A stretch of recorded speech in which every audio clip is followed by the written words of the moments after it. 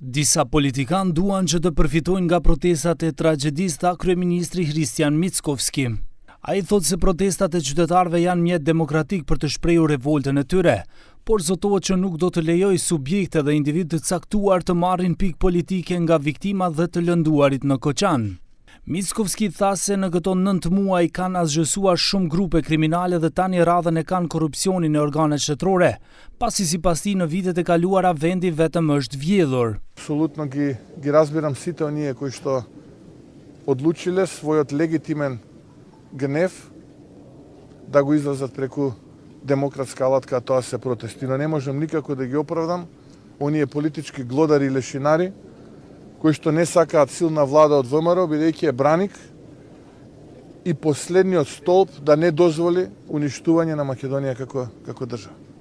Nga opozitarja e LSDM-s thonë se japin përkrahjen e plot për një hetim jo selektiv për tragjedinë. Deputeti Martin Kostovski tha se socialdemokratët nuk do të politizojnë në rastin, por kërkon nga Ministria e Brendshme dhe Prokuroria përgjigje pse nuk kanë arrestuar eprorët e policisë së Koçanit dhe të Shtipit.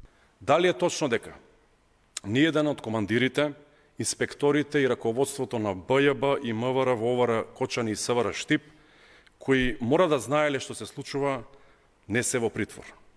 Дали и против кој од нив се води истрага? И ако не се води, како е возможно да не се истражуваат лица кои вечерта биле на одговорни позиции со должност и овластување да реагираат, но не го сториле тоа? Дали е точно дека сите 7 вработени во МВР, кои се моментално во притвор, не биле на функции во денот на пожарот во дискотеката? Nga BDI përmes një komunikate thonë se pushteti nisi ndjekjen politike për rastin e tragjedisë në Koçan.